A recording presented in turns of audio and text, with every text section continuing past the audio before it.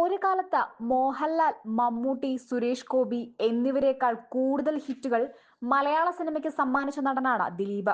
വൈകാരികമായ മുഹൂർത്തങ്ങളും അതേസമയം തന്നെ കോമഡിയുമൊക്കെ ഒത്തിണങ്ങിയ ചിത്രങ്ങളിലൂടെയായിരുന്നു ദിലീപിന്റെ മുന്നേറ്റം. ഇതോടെ ഫാമിലിയെയും കുട്ടികളെയും ഉൾപ്പെടെ എല്ലാ പ്രായത്തിലുള്ളവരെയും സ്വാധീനിക്കാൻ ദിലീപിനായി.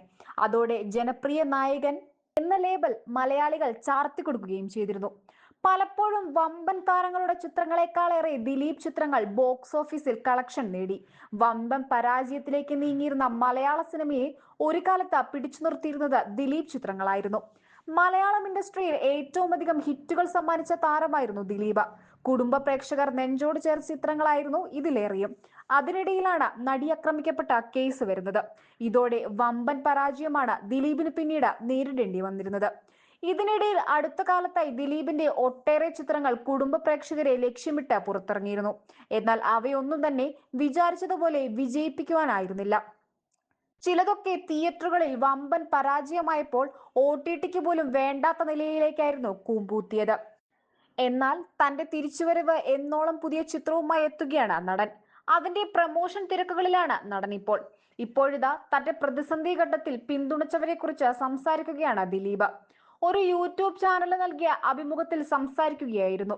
തനിക്കും കുടുംബത്തിനും താങ്ങായി നിന്ന നിരവധി പേരുണ്ട് എന്ന് ദിലീപ് പറയുന്നത്. ഗണേശേട്ടനെ എനിക്ക് മറക്കാൻ പറ്റില്ല. പ്രധാനപ്പെട്ട ഒരു സ്ഥാനത്തിരിക്കുമ്പോൾ പോലും പുള്ളി നമ്മളെ വിശ്വസിച്ച് എനിക്ക് വേണ്ടി സംസാരിച്ചു. സിദ്ദിഖയും എന്റെ ഫാമിലിയെ പാമ്പർ ചെയ്ത ഒരുപാട് പേരുണ്ട്. സത്യേട്ടൻ, ജോഷി സാർ, പ്രിയൻ സാർ, ബി ഉണ്ണികൃഷ്ണൻ, ലാൽ ജോസ് തുടങ്ങി ഒരുപാട് പേരുണ്ട്. ഞങ്ങളുടെ വീട് ഒരു തുരുത്തുപോലെയായിരുന്നപ്പോൾ ഞങ്ങളെ സപ്പോർട്ട് ചെയ്തവരുടെ മുകളിൽ പോലും കേസ് വന്നു.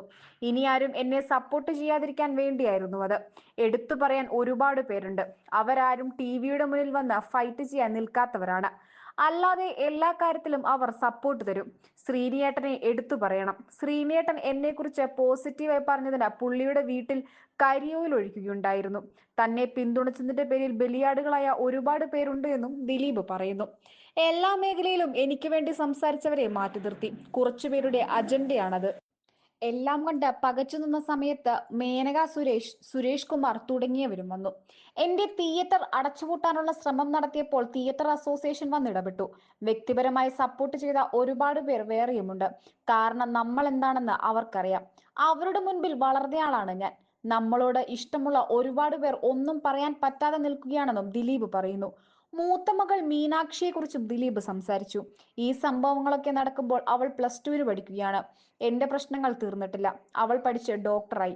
അവൾ എൻ്റെ ഏറ്റവും വലിയ ബലമാണ്. അത്രയും സപ്പോർട്ട് ചെയ്യുകയും എല്ലാത്തിനും കൂടെ നിൽക്കുകയും ചെയ്തു.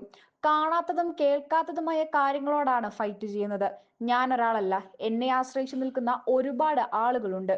ഒരുപാട് കുടുംബങ്ങളുണ്ട്. കോവിഡ് സമയത്ത് പോലും ഞാനൊരു ജോലിക്കാരെയും പറഞ്ഞു വിട്ടിട്ടില്ല. എല്ലാവർക്കും കറക്റ്റ് ശമ്പളവും കിറ്റും എത്തിക്കുമായിരുന്നുവെന്നും ദിലീപ് അഭിമുഖത്തിൽ സംസാരിച്ചു. സോഷ്യൽ മീഡിയയിൽ പ്രമോഷൻ പരിപാടിയിൽ ദിലീപിന്റെ സാന്നിധ്യം ഏറെ ചർച്ചയായിരുന്നു. പഴയ ഊർജത്തോടെ ഓടി നടന്ന പ്രമോഷൻ പരിപാടികളിൽ പങ്കെടുക്കുന്ന ദിലീപിനെ പുകഴ്ത്തി ആരാധകർ രംഗത്ത് വന്നിരുന്നു. കൂടാതെ പഴയ കാര്യങ്ങളൊക്കെ ഓർത്തെടുക്കുന്ന ദിലീപിന്റെ പ്രസംഗങ്ങളും വീഡിയോകളും വൈറലായിരുന്നു.